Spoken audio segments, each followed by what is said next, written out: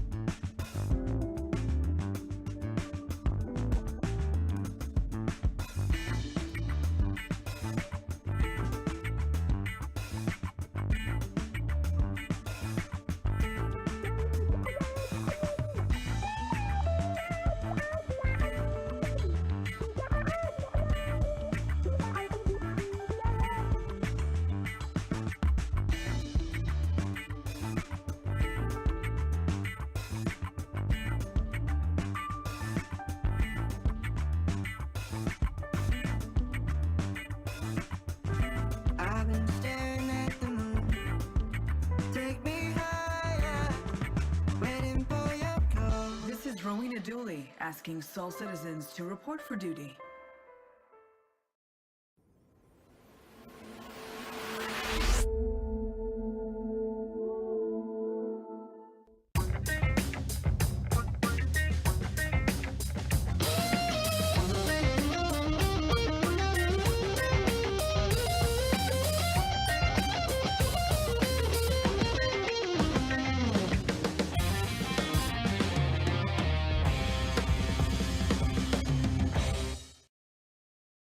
And greetings, and welcome back to Soul Voices. I am Griffin Gaming RPG, and we're back. It's Saturday, May the 6th, and we are going to have a great show today. We are so excited to have all of you wonderful citizens here. I see some cool people out there in the audience already. Jay Voodoo Child, hola, what is up, my friend?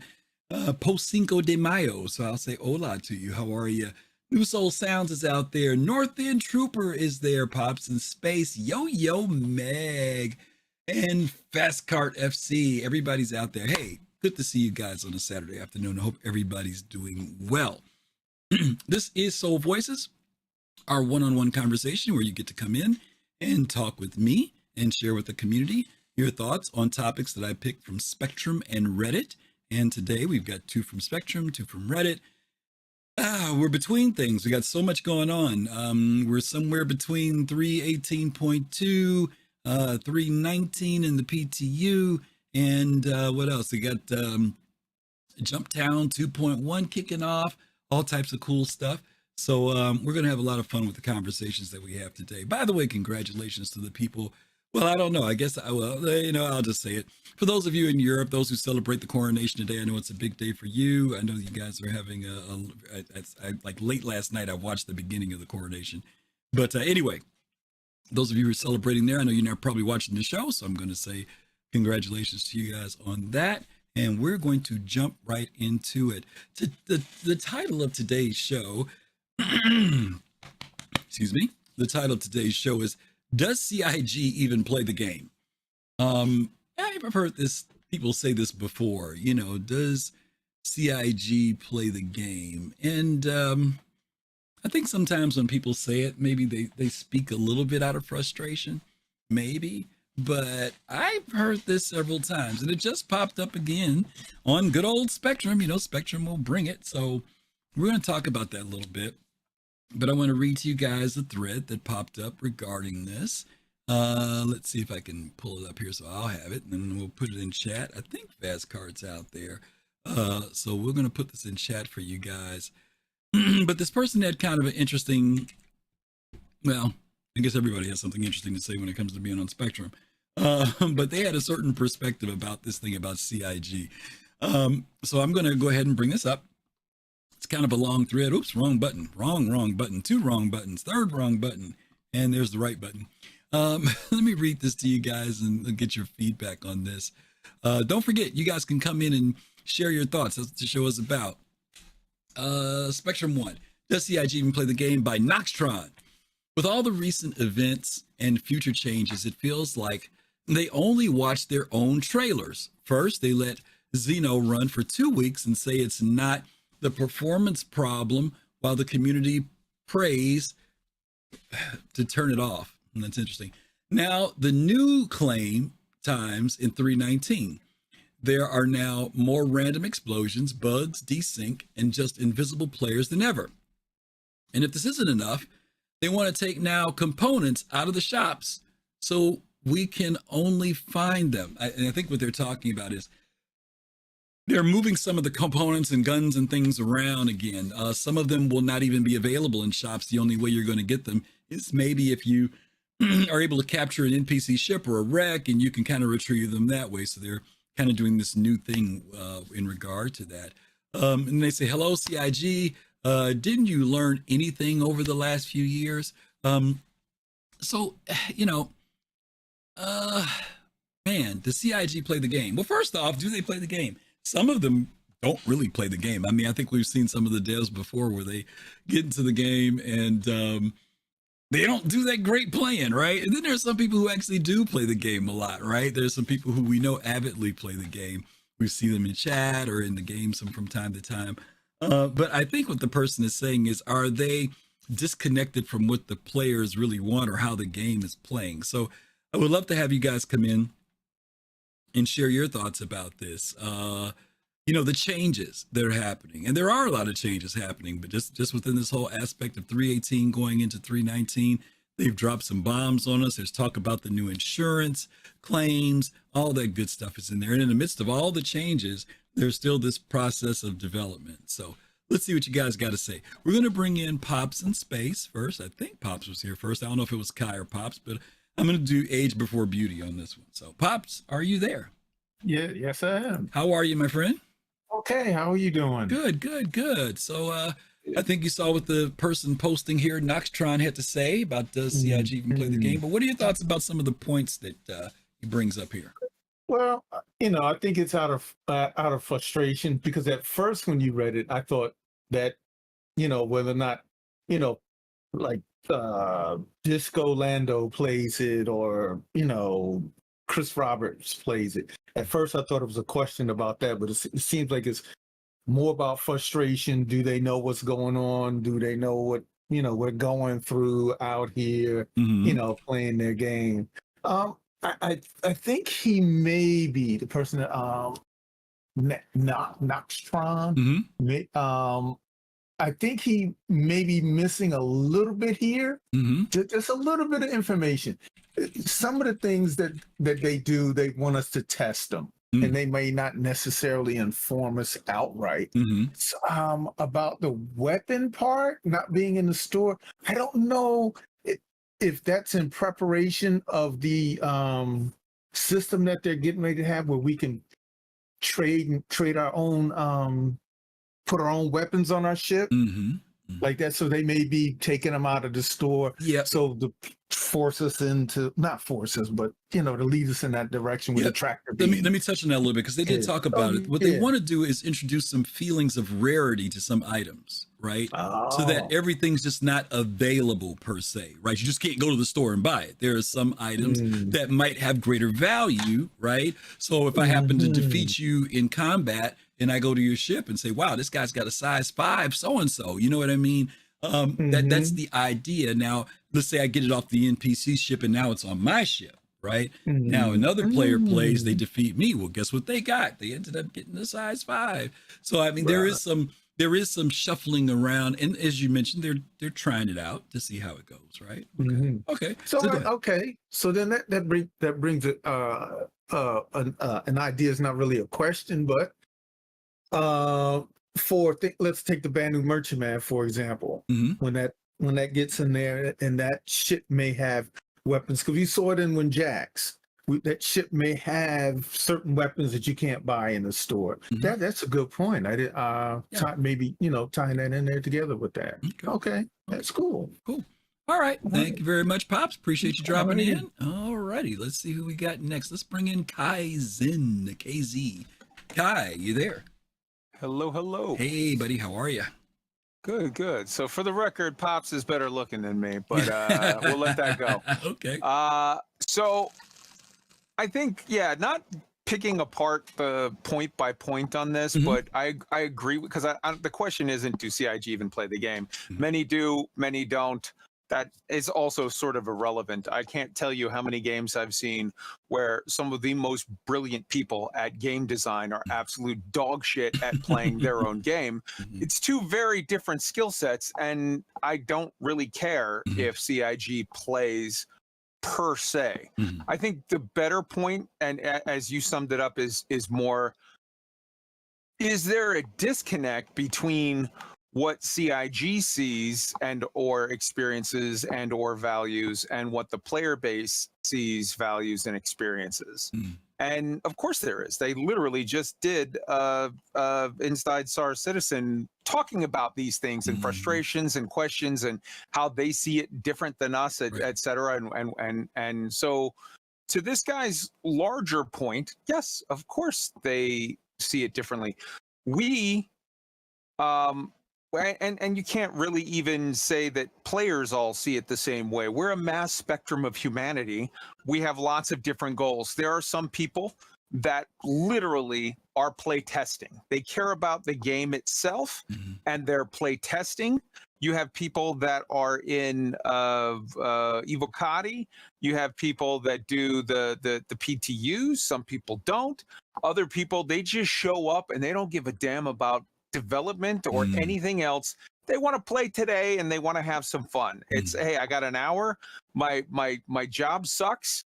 I got, 2 kids that are under 5. I don't sleep enough. My wife is always nagging me. I got a mother-in-law that won't shut up. I got this, I got that. I want to sit down. I want to crack open a beer and I want to shoot some shit with my spaceship. and so, there's all of these different experiences are there, and nobody's wrong or right in wanting what they want. Everyone has their own sort of whatever. Me personally, I don't really enjoy play testing all that much. I play Star Citizen here and there. I play Star Citizen for like a week or 2 and then leave it alone for 3 months or 4 months and then come back and whatever. So but that's not what CIG needs. CIG's viewpoint has to be laser focused on development. I think there is a certain amount that they try to give people an enjoyable player experience now, but it has nothing to do with development of the game. That's honestly purely mercenary. That's because they need a certain amount of happy people spending money on ships.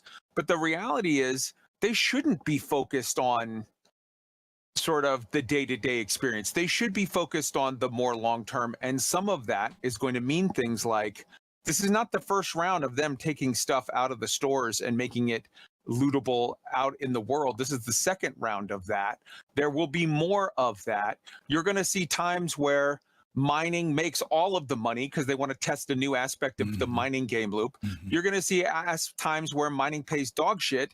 All of it's in medical because they're trying to test something with medical, or everything's in salvage because they're trying to test something with salvage. This is what they're supposed to be doing, which is rejigger all of the variables such that it will give them the optimal outcome for whatever they're trying to test, whatever data they're trying to get.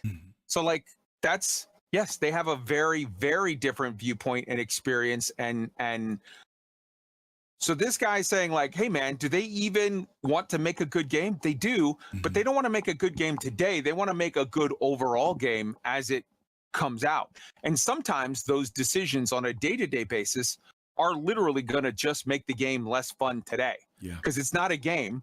It's a game in development. It's being tested. It's whatever. So they're going to make decisions that sometimes piss you off if you're Mr. Just Today, because it's not about that. They have the responsibility of overall making a good finished product someday. And that's where their viewpoint is set. Okay.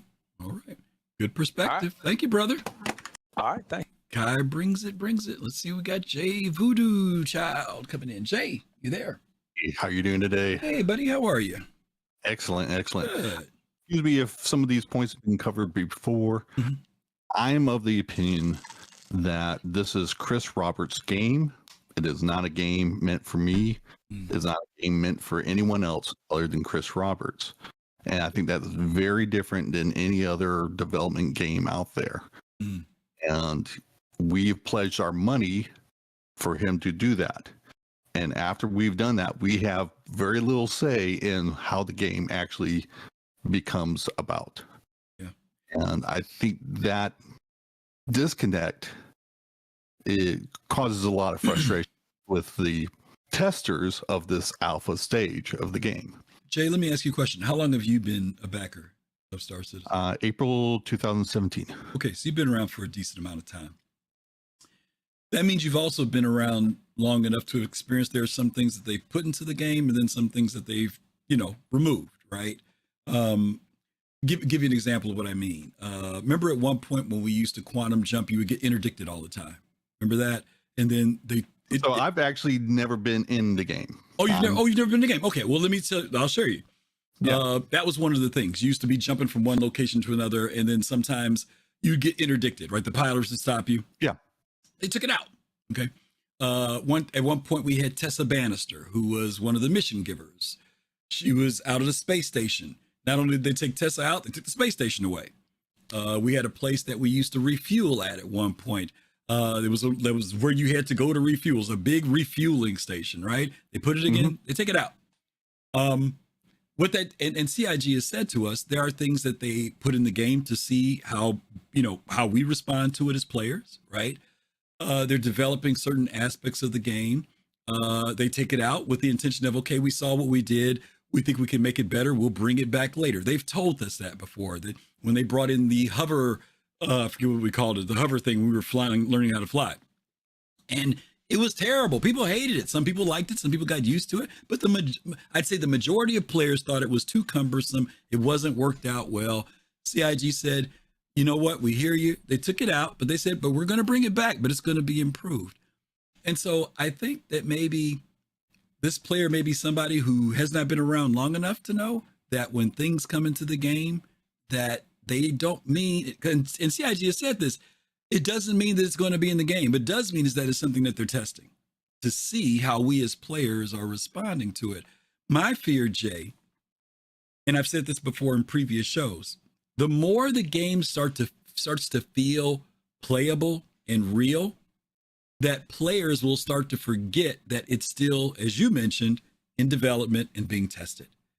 So they get used to these things being in the game, and they think that that's going to be here. So when something gets removed or changed, they basically say, what in the world are you guys doing? But if you've been around any length of time, you've been through things coming into the game, things changing. And I think that's a concern that I have, So I believe many of those things would be placeholders. Yes. Quick little inserts to give us some playability, functionality going. And to, so other things can be tested. The environment can be tested. Right. And then maybe something that is brought into the game just doesn't work with whatever else technology that they bring on later on. And they say, okay, well, this area of the game got messed up, so we need to kind of pull that back and make sure it works in sync with everything else. Right. And, there's a couple different scenarios of things coming in and out for different reasons. And, again, it's alpha. This is what happens. Yeah. As painful as it may be, right? I mean, exactly. sometimes it's painful, literally. I mean, I understand people I have one friend of mine, good friend of mine, he got caught up making money one day, and he knows, he'll tell you a minute, a heartbeat, I know there's going to be a wipe, right? But he got the fever. We call it the gold fever, right? Or the UAC fever. Sure. And he made all this money because CIG, remember that last patch, he said, oh, we're not going to wipe anything. And then they wiped it, and he was devastated. But he also said, you know what? I knew better.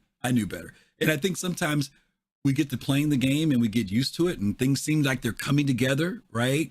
And then all of a sudden, like just recently, the show the other day, they were talking about mining and they're like, and I thought mining was in a pretty good space. They're like, well, we heard from the players and blah, blah, blah. So we're going to be changing stuff. And I'm like, oh God, really? But and also just the age of development is creating problems. I mean, 10 years, and if something is kind of semi-working, people latch onto that. It's like, okay, Yes. finally I have some solid ground that I can depend on. Yep. And everything else will just be added in. Yep.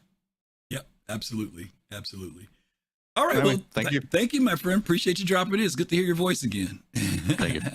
All righty. Let's see. We've got a few other people here. I want to say special shout out to, is it Bach Bierge? I know I'm probably slaughtering your name, so please forgive me. Thank you for that follow. I did see you when you dropped in, so thank you for that. Let me bring in Fist to Face real quick. Fist, you there? Hey, how are you? Hey, how are you, right. man? Good. To answer this question, I'm going to definitely have to say this person needs to watch the show called Mythic Quest. Mm-hmm. Shout out to Kai for this. Mm-hmm. Basically, what it is, Mythic Quest is, not to give too much away, but it's a game company. It's a comedy, but it's a game company trying to make. They have an MMO game, and they show all the departments, and they show one of the departments is like CIG showed, and there's Q&A. Okay. Q&A is basically their in-house internal testers. So to answer that person's question, do they play the game? Yes, they do. Mm-hmm. Like Kai said, yes, they do on some parts of the game, and no, they don't on other parts of the game. Now, as far as CIG play everything, they probably leave some of things up to Eva Kadi to specifically test, because some things, even though they may test something, it's in a closed environment. It's in, I guess I'm trying to say the right word. It's in a an environment where it's like you could almost kind of say it's a single player. Mm-hmm. Whereas you want to know where when you start to add more people into this, more variables come in, you start, obviously that's where problems start to come up. Mm-hmm. So that part where that's where I believe that they leave up to Eva Kadi to go out and test, and then, obviously PTU, wave one, and so on and so forth, and then release it to live. Now I get the frustration, that this person is, saying, because I think from his point of view that he's, again, one of those people that are playing the game from a game standpoint. Okay. And I'm throwing up my quotation marks for anybody who can see them. You know what I'm saying? Mm-hmm. So the problem is again, with that mindset, like you said before, as these systems start to come online, the more and more unstable the game is going to get, because things are going to need to be ironed out. Okay. And where we are, unfortunately, we are the guinea pigs.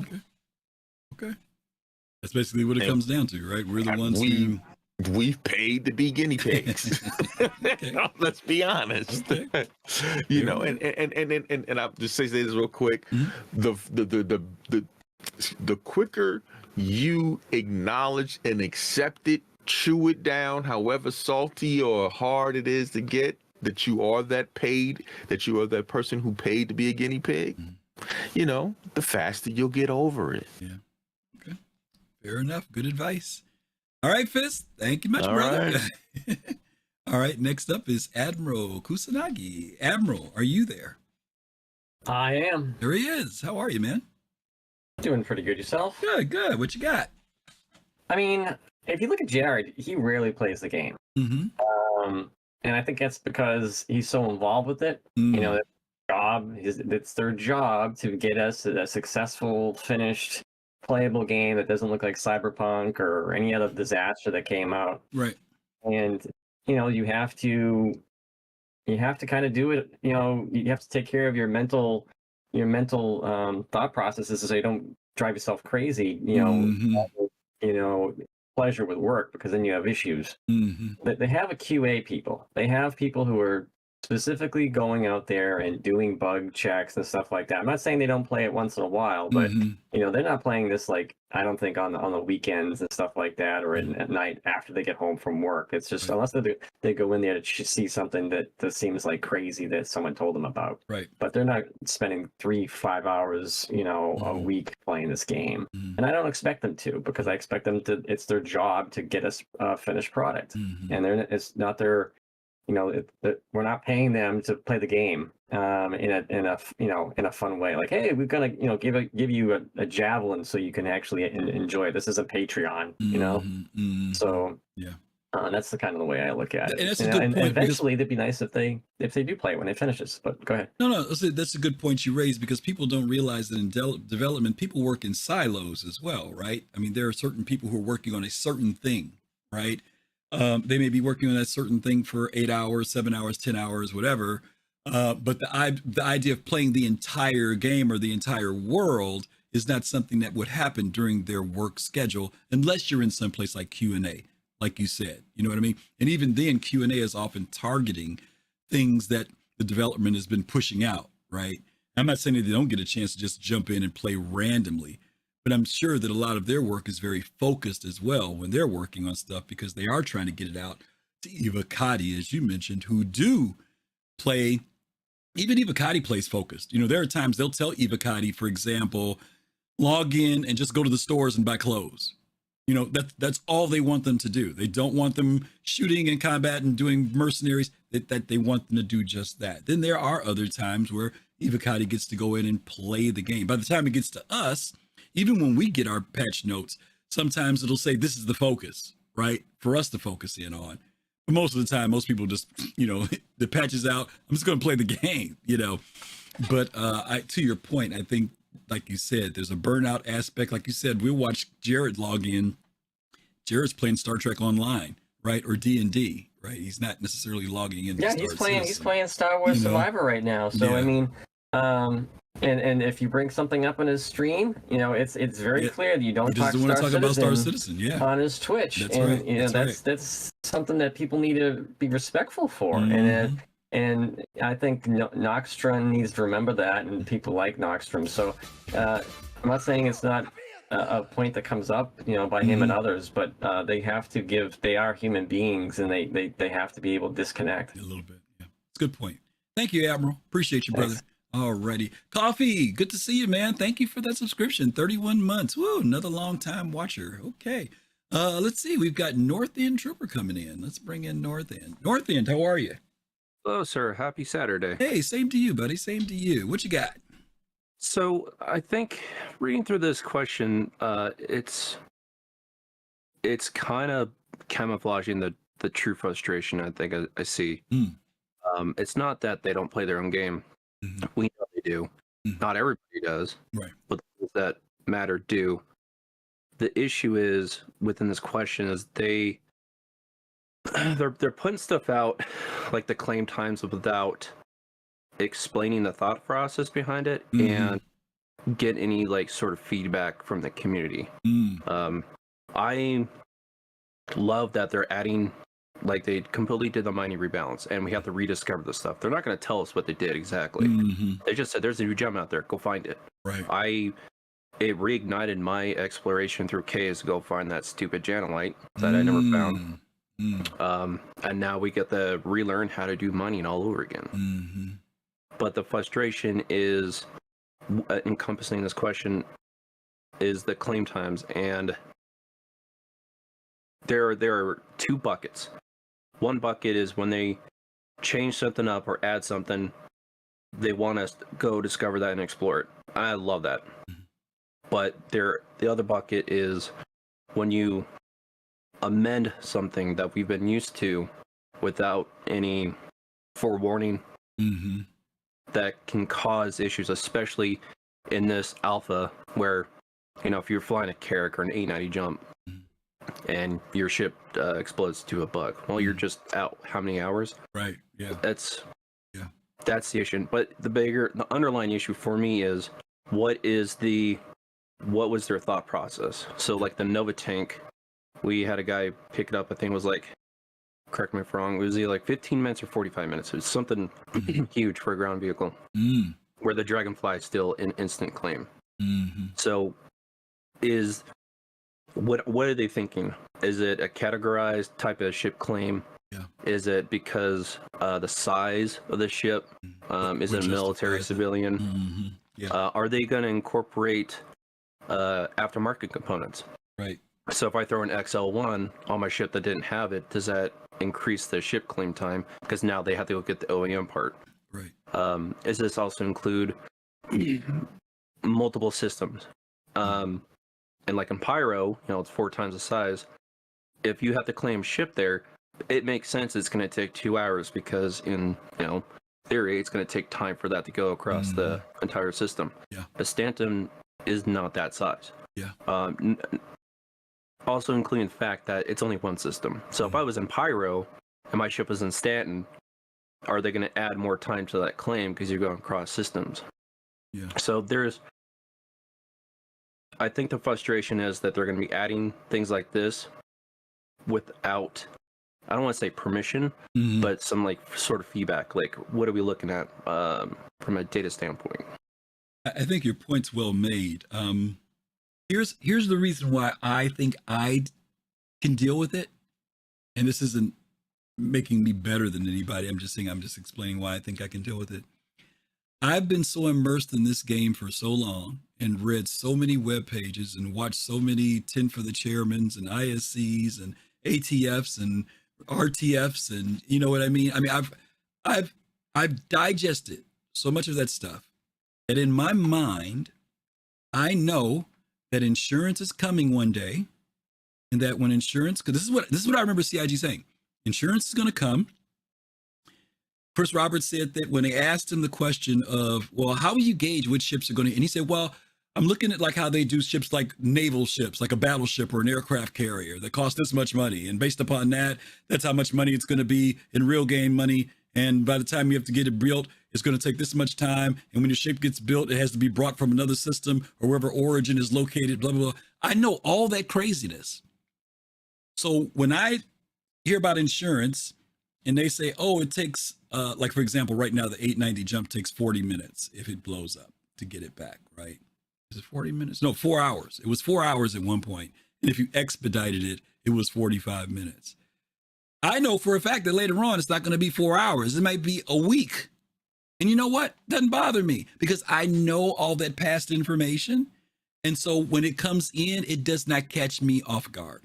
As to the player who may have come in a year ago, 2 years ago, 4 years ago, didn't see the ATFs, didn't watch the 10 for chairmans, any of that other stuff. And then all of a sudden, something like insurance comes in and they say, oh, by the way, when your ship blows up, not only are you going to lose your ship, you're going to lose all your stuff. And by the way, if you don't have LTI, you're going to have to get a brand new ship. And if they don't know that, I agree with you 100%. That's enough to freak anybody out. You know what I'm saying? Yep. So to your point, CIG may have to be much more aware of the new community people, even maybe old community people who never saw that episode of such and such, never saw that SCL, never happened to pick up and read that newsletter that came out or that development sheet, so that they do kind of understand the journey and don't think, as you kind of said, that it's not just some haphazard decision, because a lot of people don't know the long-term vision and goal of this game. And we've talked about the fact that we honestly wonder whether there will be some people that by the time this game comes out, whether that's going to be the game they actually want to play. They may think that that version of the alpha that they're enjoying now, when it gets to beta, this game may be something they honestly don't want to play. It's kind of like Eve. Eve is a great, you look at it, it's beautiful, you see it, blah, blah, blah, blah. But when you get into Eve, you really realize there's a certain type of person that plays Eve. There's some people who just don't want to deal with Eve. I don't care how beautiful it is, how much fun the combat and everything else, they don't want to do it. And I have concerns that as much as they may try to make Star Citizen appealing to as many people as possible, that it may end up being a little bit more niche. And I'm not talking about just in the sense of space. I'm talking about in the sense of gameplay and functionality. I do wonder whether that's going to be something later on in the future. You know? Yeah, you said, well, so talking with my org mates, we come to the agreement, the reason why, there was actually two big reasons why I think they added the ship claim times, or excuse me, increased them. One is obviously to exploit the quick claim time. So on a Carrack or a C2, and you go salvage it, and you're going to make hand over fist, especially now that you can pull off those large good point weapons and components and sell them. You're going to make like a hammerhead was what, 300,000, 200,000 stripped. I mean, that's a good point. Just doing that over and over and over again, you're going to make a buttload of cash. So that's why they added it. One of the other reasons we're actually more excited for is the pirates or the people who want to engage in PvP with other people who don't normally seek that out. They're going to have second thoughts now. So now if they come in with a Scorpius, I don't know what the Scorpius claim time is now, but they go into a Scorpius, now they have to know that it's going to take a lot more time for that to come back if they want to take that chance. Yeah. So I'm for it. Yeah. But I just like to know what the reason is for per ship basis. I think your point's well made. And I think also too, I will give some validation to something this person says, because this happened previously when they introduced the insurance before and the people went ape. Oh yeah. It is frustrating if the game's not working properly, right? If I lose my ship just because a bug pops up and now I've got to wait 2 hours for my ship, and I had nothing to do with me, right? The game just crapped out on me. That is a frustration, right? That is a frustration. So I'm hoping, some of us have been in 319 already. 319 is running way better than 318 was when it first came out. I'm pretty much, it's running fairly nice, in fact. But there's still stuff they've got to work out in it. But let's hope that they can minimize those occurrences that happen that will frustrate players, right? Because if I lose my ship because of something I did, I can swallow that pill a little easier than if I lose it because of something that I just didn't do. You put yourself in that position. Yeah, absolutely. All right, awesome. Northern Trooper, thank you, brother. Good stuff. Thank you. All righty. Sir Togi, I got to get to my next subject. Oh my God, we're having so much fun with this topic. Sir Togi, how are you, man? Oh, just chilling. You're always chilling. I'm in a little hot on this one. Okay, what you got? I've it's crazy the amount of gaslighting y'all are doing to this guy. Me? I'm not gaslighting the guy. All right, like, should have known that this is the way it's gonna be. Shouldn't have gone to that neighborhood at that time of night. You should have known. At the end of the day, the most important line here is only watches their own trailers. Because at the end of the day, people like this guy wouldn't buy the game if CIG marketed it honestly. And they don't. Tell me what's not honest about their marketing. I don't agree with some stuff they do, but I'm curious what you think it is that they're doing that's not honest. 318 having anything saying playable now. What else did that ad say? What else did that ad say? It didn't just say playable now. It said something above it and below it. It said early access and alpha. It said it on the exact same page where it says playable now. And there's lots of games that have that. Those terms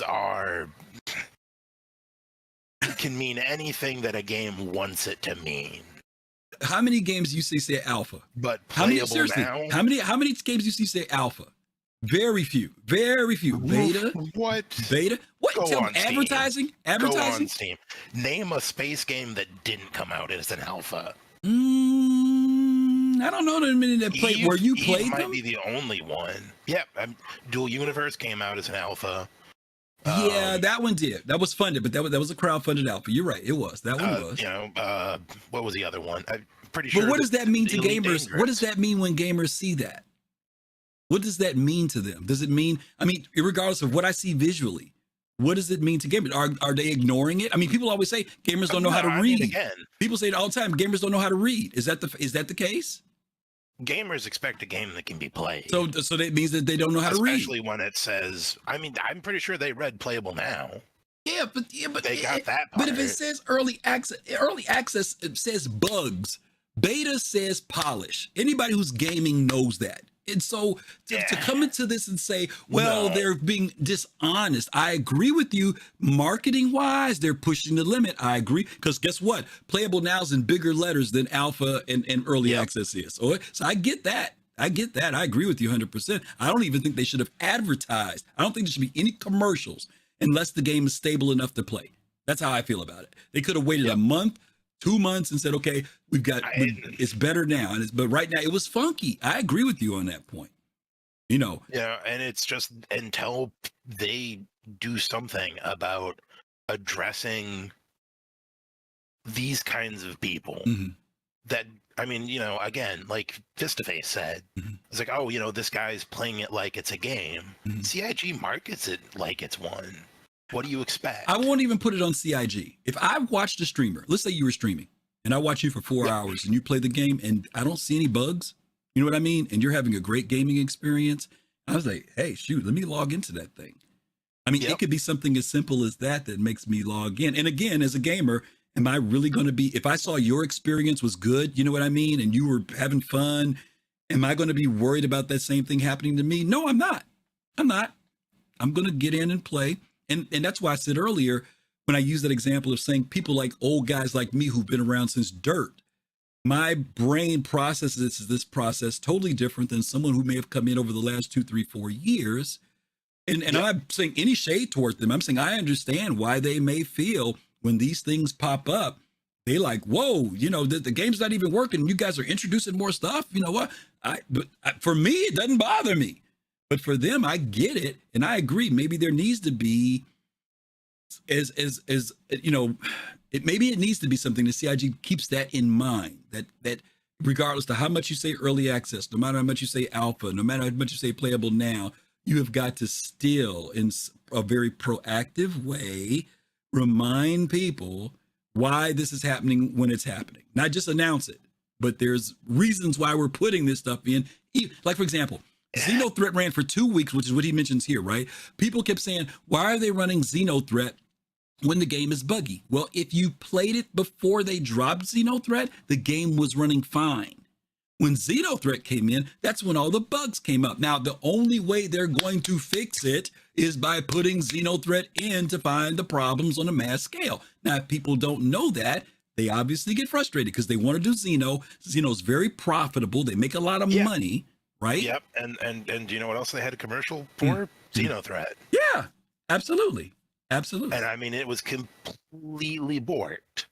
Yep. Did it say it was completely borked? Did it say something about test Xenothreat now? No, it said play. It said play Xenothreat now. I agree. I get it. I get it. Jumptown now. I get it. And while Jumptown might be a little bit better, the servers were completely shut off yesterday. So yeah, it's a frustrating place to be.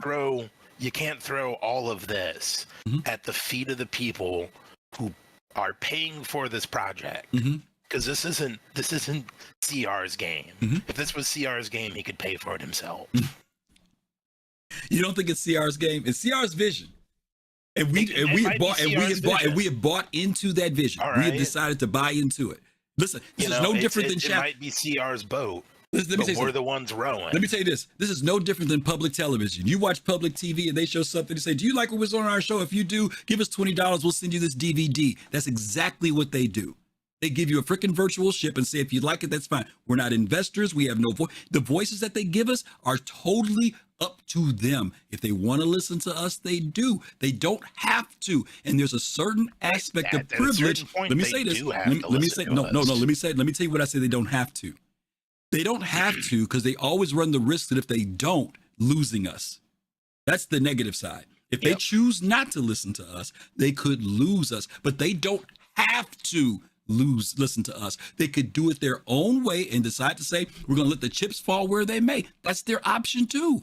And there's a dynamic of consumerism that says, when I paid money for something, I'm getting something back. And guess what? Technically, we get back exactly what we paid for.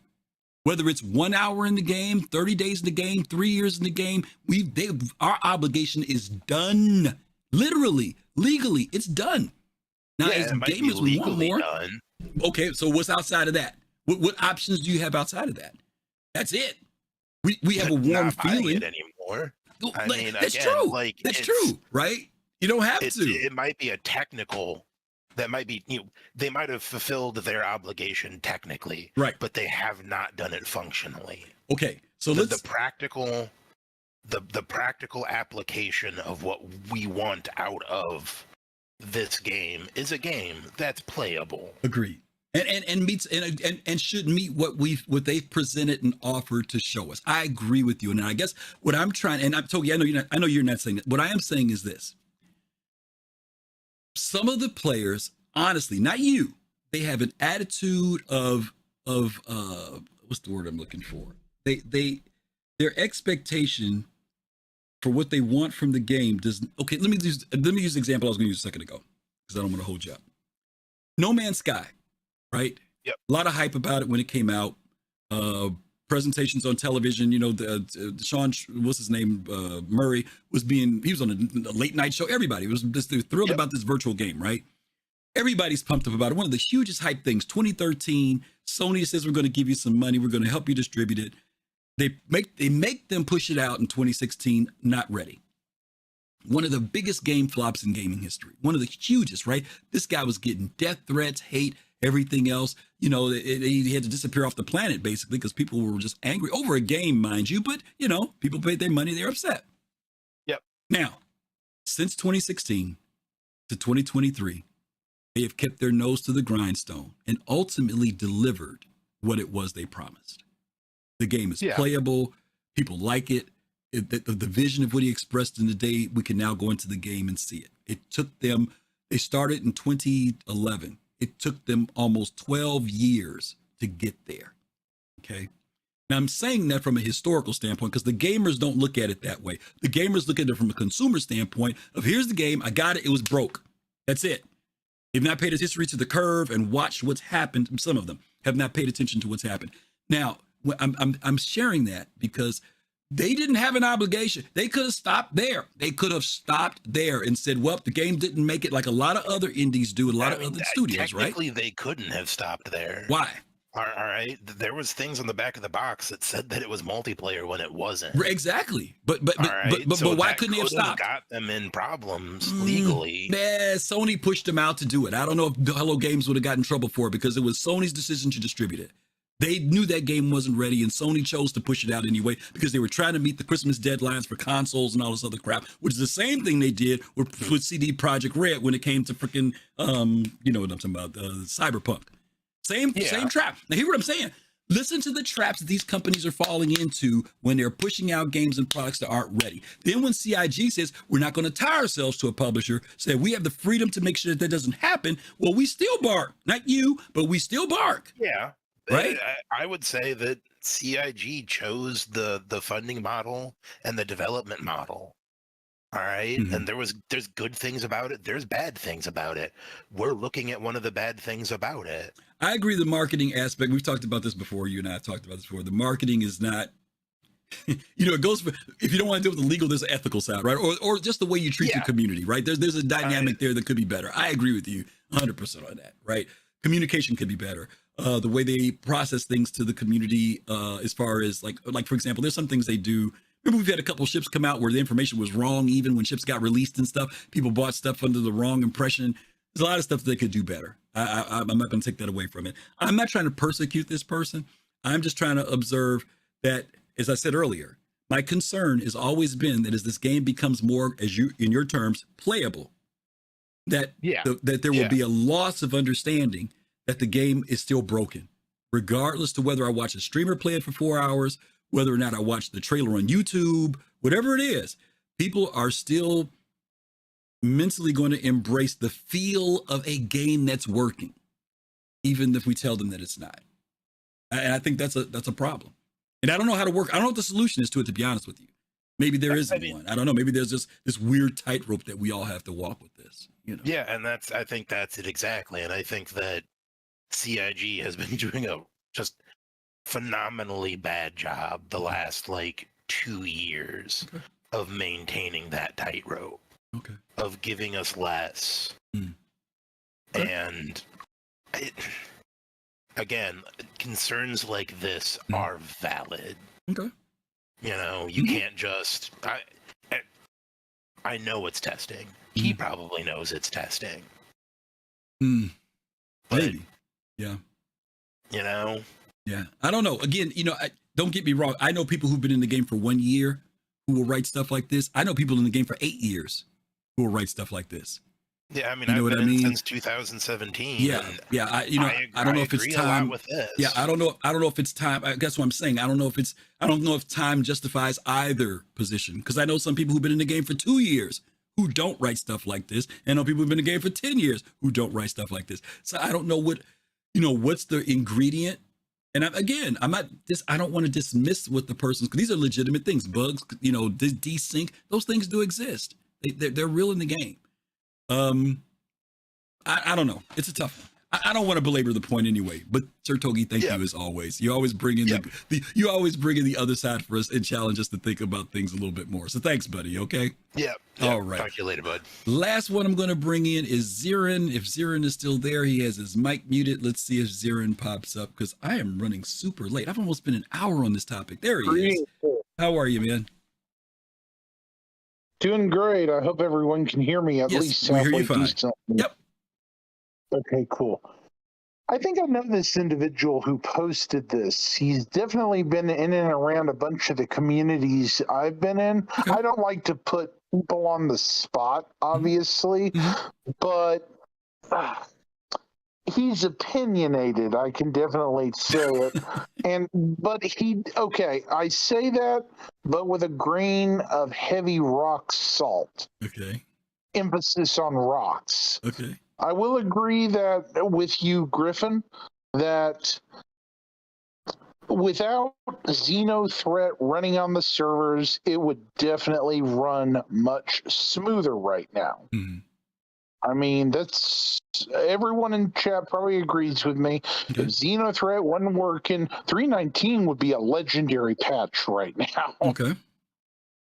I mean, have you had any difficulties? No, I've been fine at 3.19. I've had any problems with it. I mean, just light weird stuff, but nothing bad. Not like 3.18 was when they were running Xeno Threat in the live server. That was really. Oh my crazy. Lord! Yeah. 3.18. This is a sad fact. I almost gave up content creating over the 3.18 patch. Okay. It almost made me break down and just want to hide in a hole for a while. Okay. Yeah, it was rough. It was rough. So do you think that the person, I know you said that they're being a little salty. Do you think that it's just the fact that they're being salty? I mean, or do you agree with some of the points they're making here? They make some points, but okay, like, let me break it down for you. I'm going to have to sit up. All right, you got to break it down quick, because I'm almost at my first hour and I'm still on one question. I got 3 more to go, so go ahead. Yes, sir. With all the recent and future changes, they do acknowledge there's going to be some future changes. It feels like they only watch their own trailers. Okay. I'm going to say that the trailers are partially a result of the marketing team, not the content team. Okay. It's not the devs' fault for the trailers, right? It's definitely not the devs' fault for that. And there have been some very interesting trailers when it comes to content correlations that don't mesh well. Okay. The Xeno thing we just talked about, and then the claim times. That was coming down the pike. We've known that for maybe a year and a half, maybe more, Griffin. For me, 8 years, 9 years. That's what I'm saying. If you weren't around back when those conversations were held, that's why I said for me, it's not a big deal. For me, it's almost like, oh, good, they're finally doing it. Other people are like, you know what I mean? So it just depends on what you knew about it and perspective on it, you know? Yeah, I mean, the Hammerhead, okay. But for example, a sub-capital ship, okay? A Corvette. Its claim time is what right now, currently in game? Hammerhead? I don't know. Does anybody in chat know? Noodlemang, thank you so much for that resub, and thank you for watching. Appreciate you. Thank you so much. Does anybody know what the claim? I don't own a Hammerhead. I've got one in the hangar, but I never fly it. Does anybody know what the reclaim time is on a Hammerhead? It's a popular ship, so I'm sure somebody in chat can spit it out real quick. But go ahead while somebody puts it in for us. Well, I'm going to acknowledge the fact that it's a large, multi-crew fighting ship. You know, it's just a hair below what we would expect the Polaris to be. It's going to be, which is going to be even longer claim time, being a capital class ship. I mean, if the 890 jump has a massive claim time, just imagine the Polaris. Thank you, North which End we Trooper. do know they're working on. Yeah. But we may or may not get. Caveat. Right. Well, North End Trooper says 56 minutes. North End Trooper said it's 17.8. Expedited. But 56 minutes if it's regular time. Yeah. That's almost an hour. Okay. I've been saying it from day one when I started in 2019. That time's probably going to hit 3 hours for the Hammerhead. Oh, I'm go longer than that personally, but I hear you. It's going to increase, right? And I'm sorry to all the PvPers, but them's the breaks. Yeah. It's just how it is. Yeah. And yes, CIG has learned the last few years. I'm going to argue that part seems a little misguided because, number one, development curve of the game has steadily been apexing upward. Since, what would you think, Griffin? We hit a real snag and then it just started creeping upward at a sharper incline. Yeah, I mean, to me, I think after from 316 on, we've seen just constant, consistent growth. I think that their statement about have they learned anything has more to do with when these things happen and the community cries out about it. It's like, are you all listening? When these changes come up, and the community is telling you that this is not cool, are you guys hearing us? Now, again, I don't know this person's tenure in the game. I don't know if they've been in it 6 months, 6 years since the beginning. It's very difficult because, again, I know people who've been in the game for 8-9 years who would write this exact same thing. And I know people who've been in the game for 6 months that would write the same thing. Roger, I know the same. Yeah. I know a gentleman who pretty much got on the initial Kickstarter. Haven't talked to him in a bit, but he can tell you the last I talked to him about 6 months ago, he said we saw a desert of content between 2.0 and the beginning of 3.15, and then just a sharp spike in stuff. Yeah. And I'm going to make the argument that they have learned to maybe trim out the loudest voices.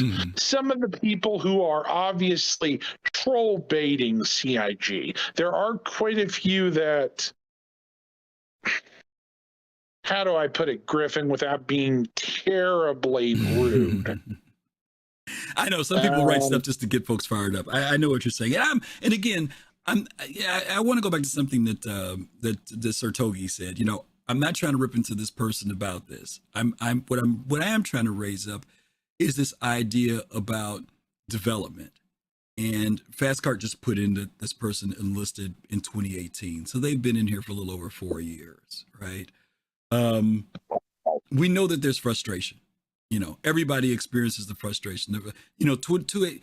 318 had one of the biggest frustration factors I think I've seen since we were back at 2.6 or whatever.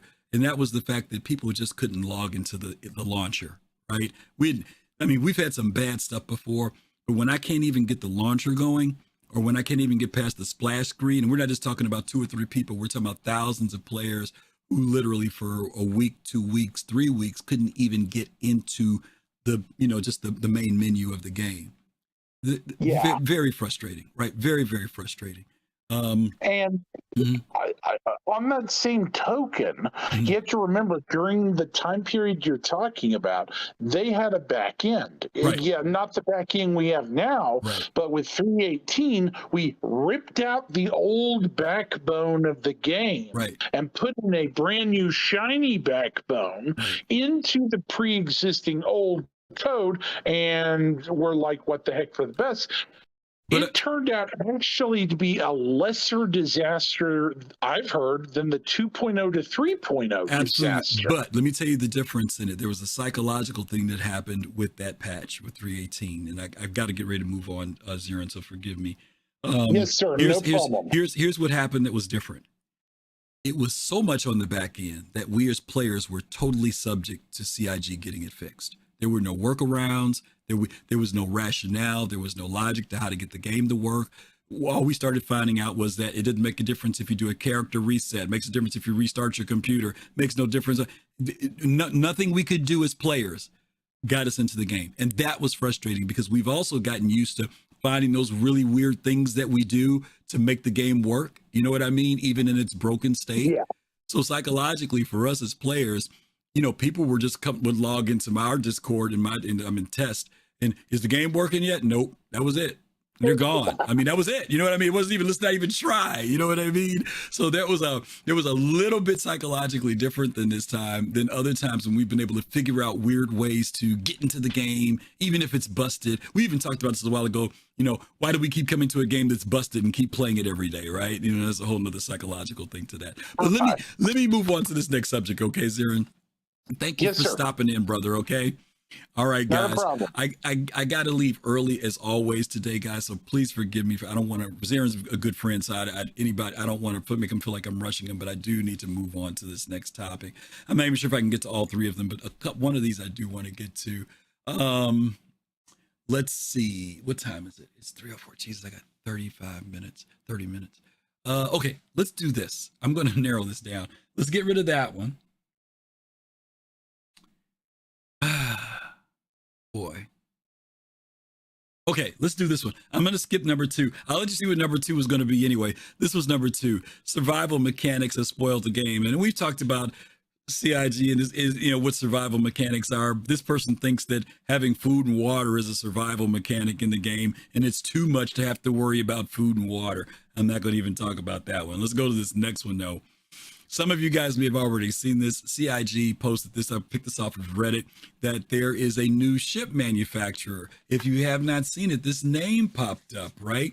Wait, Mirai, a new ship manufacturer by Poloniumized. I guess it's Polo in, I don't know, Polon, whatever it is. I can't say it. But anyway, some of you all know that this thing has popped up about this new ship manufacturers. I'm going to bring this up real quick so you guys can take a look at it. Mirai, okay? By the way, if you guys want to check out a show, check out the Info Runners. Paul Shelley was on there. They do a whole conversation about this new possible ship manufacturer that's showing up. We just have a little bit of a graphic there, not very much to see, but there are some clues in this image. One of the clues that we see in this image is that it's some Japanese writing over on the left. If I'm not mistaken, it's Japanese, but it's on top of what is the silhouette logo for MISC. And so the question becomes, is this a new manufacturer, which we think it is, because if you look at the calendar for Invictus, Mirai is listed along with other manufacturers. I had that image up just a second ago. See there? MISC, Mirai, and Crusader. So, are they an offshoot, subdivision, some other branch? Do they make certain types of ships for MISC? The term Mirai, if I'm understanding, is in Japanese means future, and it says there, the future of performance. Your unfair advantage arrives May 19th, 2953. Now, some of you guys know that there's a rumor about another ship coming out, and the ship being they talked about the ship a while ago, the MISC Fury. Is that one of the unannounced ships that we don't know about, or is this Mirai thing the unannounced ship? We don't know what it is, but maybe some of you guys have heard some things through the grapevine. So I'm going to bring some folks in, bring in Fist to Face first and see what he has to say, and then we're going to go from there with Kai. Fist, you there? All right, hanging in there, buddy. Yes, sir. Yes, sir. Yeah, I ran across this the other day. I was on Twitter, and Joe Run actually posted it. Oh, okay. And I saw it, and somebody explained that this is MISC's. I know MISC has the Razor, right? Yes. Already, but I think could be their premier line, or offshoot or sister company line for racing, since racing is becoming a big factor. I mean, I don't know. It's possible. I mean, when you look at the advertisement, it talks about having an unfair advantage. That could be combat. That could be. I mean, it could be. It's hard to say. You're right. It's right. Or some weird career that they haven't even told us about. That is true, but I've learned a lot from Colossal, from hearing him speak about MISC. MISC is mainly science. Yes, big time. So exploration MISC science is mainly science and exploration. So don't get me wrong, it is still a game. Mm-hmm. I mean, they can go any way they want to go with their companies, because it's it is a game, and they can change lore. Yeah. And say a company may want to dip their toes in combat. Well, look at what Shady Face says, and he mentions Okay. this is a good point. He says, but it's coming out during Invictus, which is a Right. military Yes. focused show, right? You know what? That's true. That's true. So that might be the lead that we can go with here, right? That is true. But I am kind of curious though, because MISC doesn't really normally have a lot of combat focus per se. Right. So maybe this That's is my their thing. subdivision Yeah. entry level for. Yeah. I mean, do they have a combat fighter? Do they have a combat fighter? I mean, other than the Reliant stuff. The Reliant? Yeah, that's what I was trying to think. I don't know if they have anything really, really. I mean, of course, they got guns on their ships, guys, but I'm talking about, do they have anything that's really combat focused? I don't think they do, right? There's no MISC fighter, is there? No, I mean the Reliant. Just the Tanner, right? Folks, Shady. They some people. In the use MIS, that, but... the MIS, the freelancer MIS. Oh, that's right. But I'm just saying. But they don't. It's not like they're they're not heavily focused, right? Well, let's not get started on that one. Okay. Yeah, because we all know that those VTOLs should be. No, don't start on that. Yeah, that's what I'm saying. Okay, but anyway, I don't know though, Griff. This one piques my interest. Yeah. Okay. To see what it is. I ain't spending no money. I just want to see it. Okay, fair enough, Fist. All right, brother. Thank you. All right. He says he's keeping his wallet, keeping his credit card in his wallet. All right, let's bring back Kaizen. Don't forget, guys, you guys can join the channel. There's a link there. If you have any thoughts about this, please feel free. Come talk to us. Kai. So, yeah.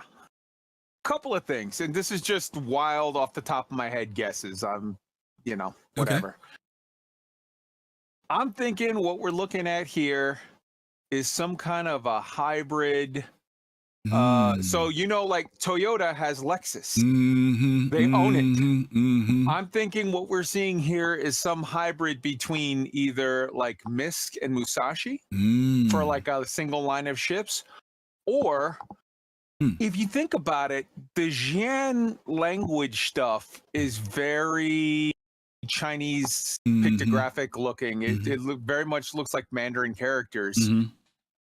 It could be that we're looking at some kind of hybrid MISC Xian ship technology or something. But I think like it's MISC plus something.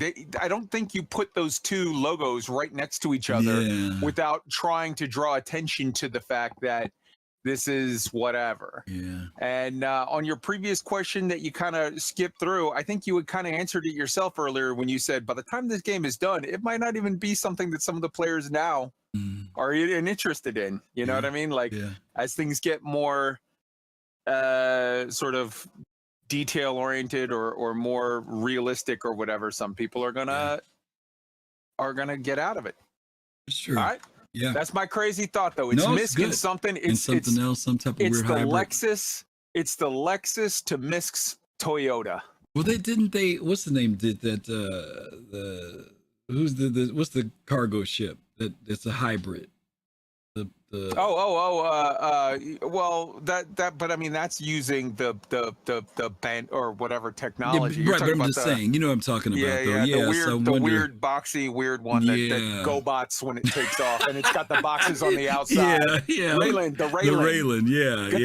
Katak, so maybe there's some weird, like that's a weird Xian merge. I don't know. We'll see. We'll find out. Wait. What did you say that the name was again? What, Katak? The Raylan? God bless you. I'm out. Oh boy.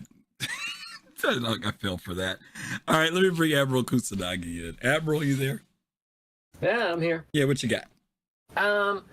Yeah, I mean, I just kind of looked at the Razor, because the Razors, MISC, and is that the race car variant? Or that's just like a fast ship, right? Yep, that's the racer. That's their racer. Yeah. So they already have something like that. So I kind of feel like it's going to be involved with like whatever the because like the letters MISC all represent actual words. So I would imagine that the Mirai is also going to do the same thing. So we just have to kind of figure out what those would mean, and then it could be the MI could be something, and RAI could be something, or they could be individual letter. It could be, but they do have that logo, you know. Yeah, those are identical. The M and the I are definitely identical. Yeah. And the other logo is identical. So it's either going to be like a italicized high-end thing, or it could be something that we don't have in the game yet. Yeah. You know how they just like to say, hey, you know, we talked about these careers, but what about this one? And like, oh crap. Yeah. So yeah, that's all I got really. So it's definitely I know there's I caught a quick glimpse of the new video that came out yesterday, like the commercial, and in like 36 seconds is also like a ship this guy's standing on, looking at the holographic javelin go by, and I didn't know what it was. It kind of looked like an Argo, but it also had the same color as this Mirai thing. Yeah. So I don't know if it's the same thing or not. So if people have a chance, they can take a look at that. But yeah, that's all I got. Yeah. Don't worry, Chaos. I do pay attention to chat. I'm just somebody else is talking, so I'm just not trying to talk over them. I saw what you said about MISC. I mean, it could be that could be a factor. Also, Insulin Spike says that did MISC have an agreement with Xi'an not to make combat ships? He thought he vaguely remember reading that somewhere back in the day, but can't remember. I don't really remember if they did or not. Again, you know, on the progress report and the charts and everything, they said that there were some unannounced ships, and this may be one of them. We had no clue, let alone manufacturer, right? We had no idea that this was coming. It's caught everybody a little bit off guard. We kind of thought that we've seen all the manufacturers for ships that we would see, but evidently, I mean, the R is either racing or rescue or I'm not going to even try. Like that. I'm not going to even try with this one. I'll go with what we do know. We know that's a doggone MISC silhouette in the background. We know, like you said, the fonts are the same. It's italicized, but what it means, I'm not going to even try. We'll find out shortly enough. Yes, that's true. All right, thanks, Admiral. All right. All righty. Last but not least, let's bring Sir Togi back again. Sir Togi. What up? There he is. So I don't know how much you pay attention to the leaks Discord and in any of the data mines, and if that's the kind of stuff that you want here. If you don't reference it, you could just say, you know what, I thought I heard. But that's okay. You referenced it. Go ahead. Did they give some revelations there? 2 ships to the Fury. The Fury has a variant called the Miru, but nothing for Mirai. Okay, I've heard about the variant. I didn't know what the name of it was. Okay. With how close Miru is to Mirai, wouldn't be surprised. Or maybe that's the name of the ship, and this is the company, right? That could be. Honestly, what I think it is like a lot of people have said, like Toyota has Gazoo Racing. I think that it's probably just something like what was the custom shop that's in Lore?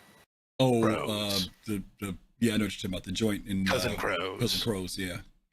Yeah, kind of like how they did, because they're supposed to be responsible for. They've tricked out a lot of stuff. The Kraken Privateer. Yeah, Genesis Starliners and stuff came out of that and everything. All I know is this, and I will say Shady Phase raises a good point. This is not coming out at IAE. It's coming out at Invictus, which is military focused. Yep. So, and I think that's maybe why they're doing that. I mean, because racing has been a big thing lately.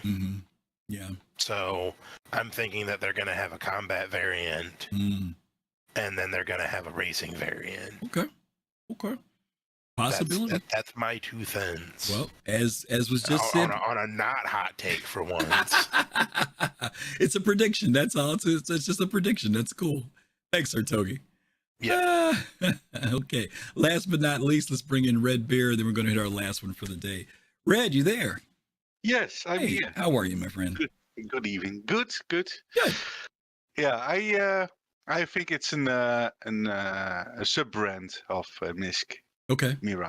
Okay. Because the logos are almost the same, except for the Chinese signs, and it's red. And that's about it. I think no, nothing more. Okay. Do you think that the CIG could possibly, again, I didn't expect another manufacturer. Do you think that maybe CIG will produce another manufacturer in the future? Oh yeah, for sure.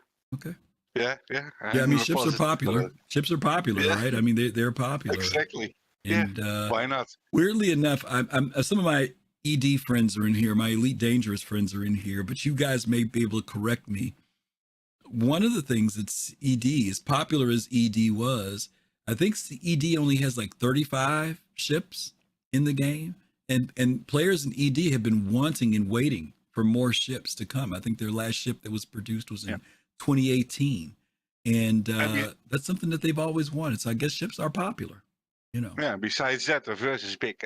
You never know what you kind of brands you come across in the verse. So that's very, very true. Very good point. All right, Red. Thank you, brother. Yes. All righty. All right. Okay. Yes. Thank you, Kai. I was going to say Black Sky Legion. Thank you, Kai. Last ship that was put out in ED was in 2018. Wow. That's a while back. Okay. Last topic. All right. This is going to be a good one. I don't know if Colossal's here, my good friend Colossal, but if he is, I'm sure he'll have a take on this. Air quality in Lorville be like that, right? Pretty bad. Those of you who've gone to Lorville before, you guys know that when you go to Lorville, as soon as you come off your habs, there's a big chart up there that talks about the air quality and pollution and what numbers of nitrogen and carbon and all this other stuff is there. You guys even know that in your mobiGlas, that information is there too. But they've never implemented it, right? We see the people walking around with the bags on their head and stuff, but you know, you can take your helmet off and walk around and nothing happens. There's a two-part question I want to ask you about here. You guys know that Chris Roberts likes to make realism. He likes to put stuff in the game. If it's in the game, usually it means it's going to mean something. The air quality issue in the game. If they make it where when you go places like this, you have to literally wear the right thing, you know, to be able to be in that place. In other words, you can't walk without your helmet on. You got to put a bag on or something. I mean, they made all these clothes and bags for you to buy. I'm figuring there must be a reason why it's there. How will you feel about that in the game? I mean, is that something that would you still live in Lorville? Or would you say, nah, I don't want to be bothered with that? Okay. Now, I know a lot of times we walk around right now with our helmets on and all that other stuff. I get it. You know, I'm a role player. I like to take stuff off and walk around like natural and whatnot. But I want to know, first of all, would you? That's the easy question, right? Yes, I would live there. No, I won't. Just answer that part for me easy. Excuse me. Now, the other reason why I brought this up, and I mentioned my buddy Colossal, is that I actually heard some players, some backers, complaining about the new Lorville. And you want to know what they complained about? They complained about the smog and the visibility and the clouds and that they can't see when they're coming into the city. They complained about it, okay? So I want to know what your thoughts are on that. You know, what do you think about that?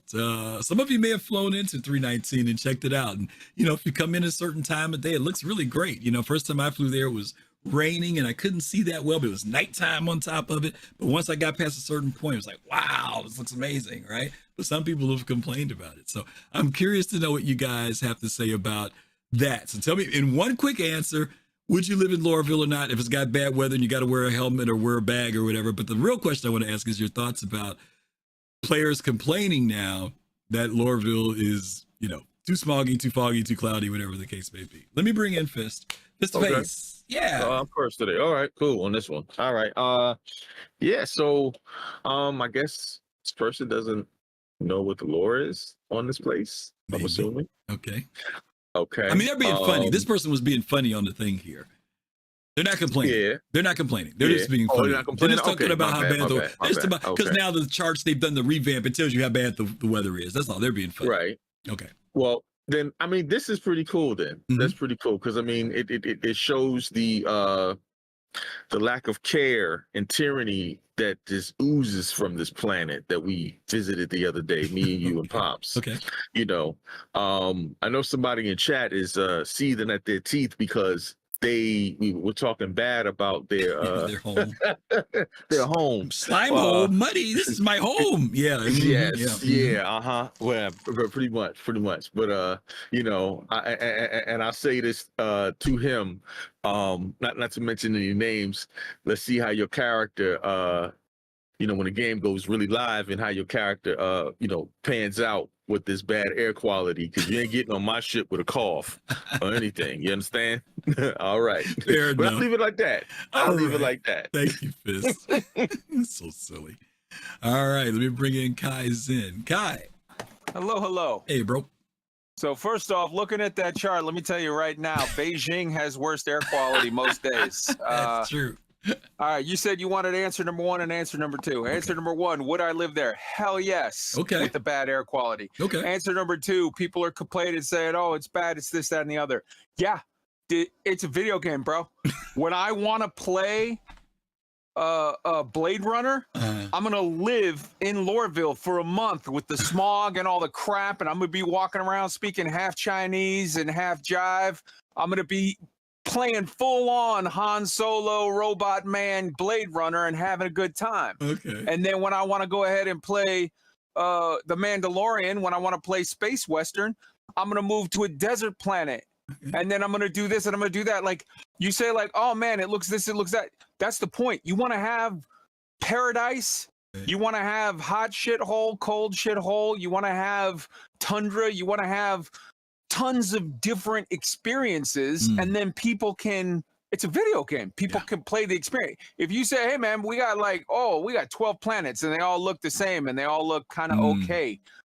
Then yeah, that's boring as hell. You want hellscape and paradise and, you know, running around with tauntauns and then running around in Dagobah on a swamp planet. You want all of the different types of things. Well, let me say this, Kai. Let me say this to you real quick. To your point, those variations mean something as long as they're balanced, right? Because one of the cool things about Hurston is that it's in the center of the system. You can get to any location faster than any other place. If I'm at freaking R-Corp, it's freaking 59 million kilometers. You know what I mean? For me to get to Microtech. When you're at Hurston, you get there within a few minutes. I got almost freaking, 15 minutes. So there's a pro and con to all of it too. Yeah, it may be smoggy, 100%. right? But if it means I can respond and get to places in the system, or if it happens to be next to a wormhole, for example, right? That the smog is worth it. Right? Yep. That makes it worth it. Yeah, you're living on a nice, pretty freaking Microtech, but you got to burn so much fuel to get to the next jump point to get out of here, right? 100%. So that's all balance, right? It's all balance. And also look at what Hurston is. I mean, I don't know if people here have enjoyed the phenomenal sci-fi program, The Orville. You've got Hurston is basically a planet that's like weapon. You know, it's like weapon manufacturers and heavy mining equipment and whatever. That's Mocklin. Mocklin is the planet that those guys live on, where it's all just dudes and it's a weapons manufacturer. And when they go to visit it, it's smog and crap everywhere, and like the everything is toxic.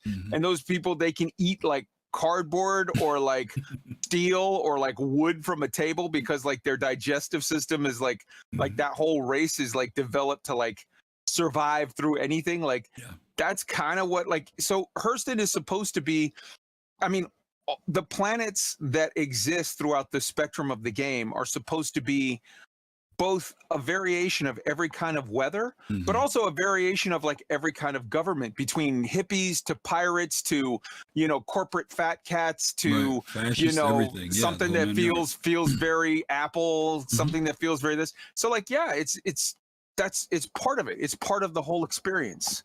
All right, I'm out. Good point. Thank you, brother. Good points. All righty. All right, let's bring in Pops in space, and then we're going to wrap it up with Red Bear.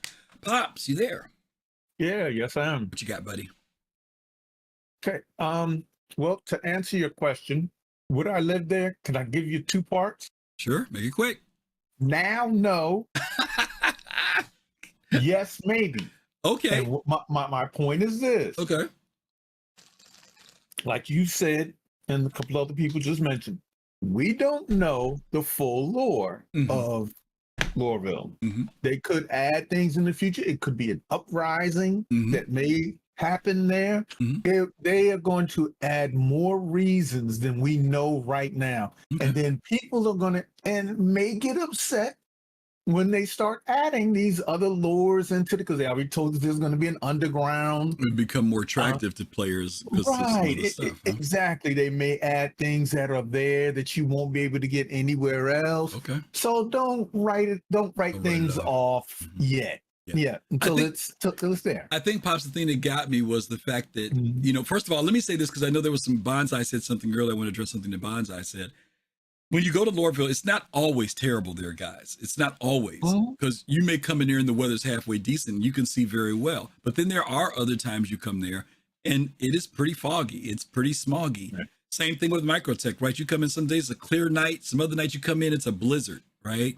So I was just kind of surprised with all the hard work and labor that CIG put into doing this Lorville 2.0, that there were people who actually were like, man, I don't like this. Blah, blah, blah. And I'm like, what? Are you kidding me? You know, I think that's what it was, Pops, for me. You know what I mean? I was really surprised that people were not like admiring the fact that it was there, but they saw it as like a negative. And I'm like, well, yeah, you just gotta be a little more careful flying in. That's about it, you know. But anyway, that's all I want to say about that. Yeah, wait till we get weather. Wait till we get so many more things that we have no idea of knowing right now. Right.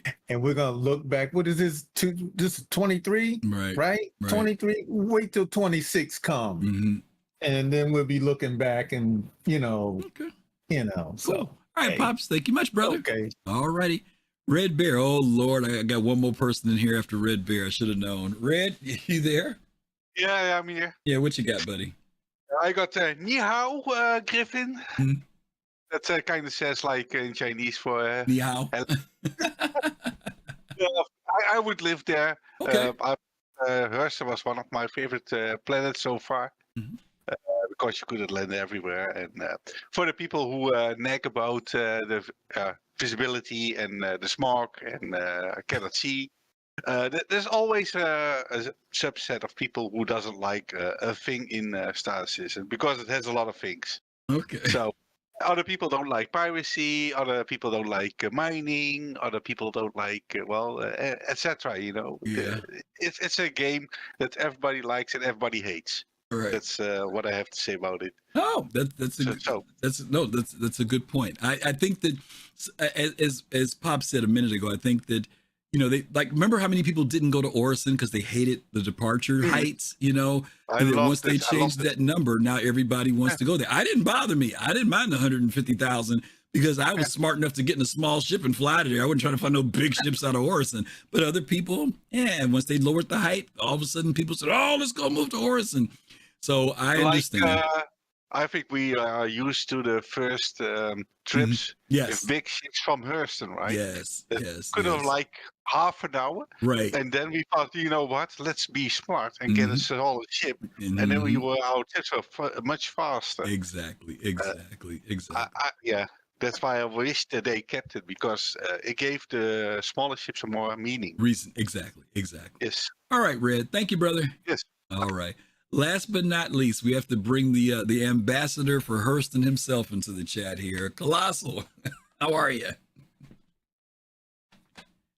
Let's see if he's muted. Colossal. Oh, hey, how you doing? There he is.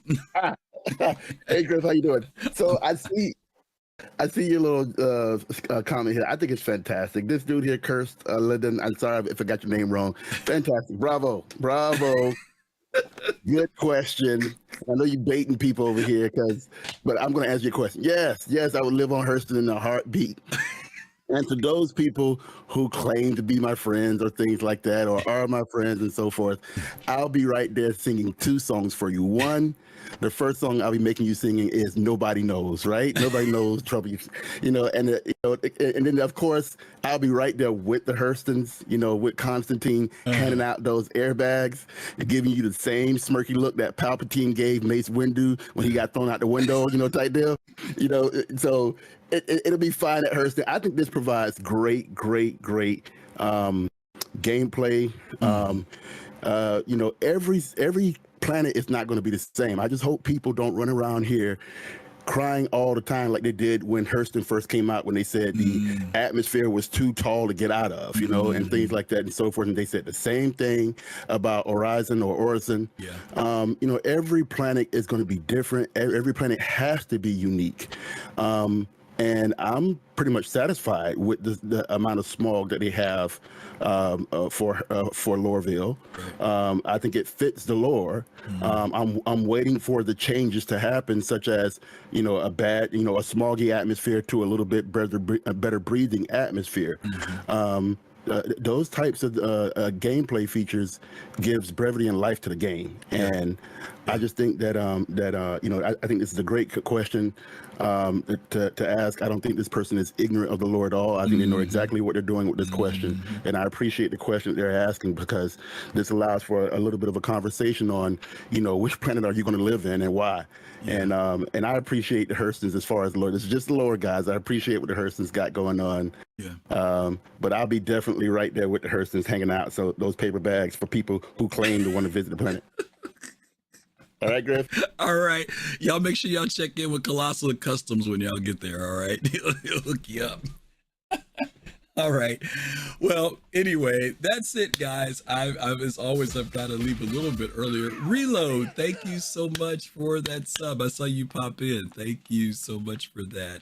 You guys put in some really great comments about the whole thing with oh, wait a minute. He subbed more than that. Gifted subs. Reload, you gifted subs too. Oh my God, thank you. I don't know why it didn't come up saying, oh, there it does. Now it says 5 gifted. I must have read it wrong. Thank you for the 5 gifted subs to everyone out there who got subs. So thank you for that.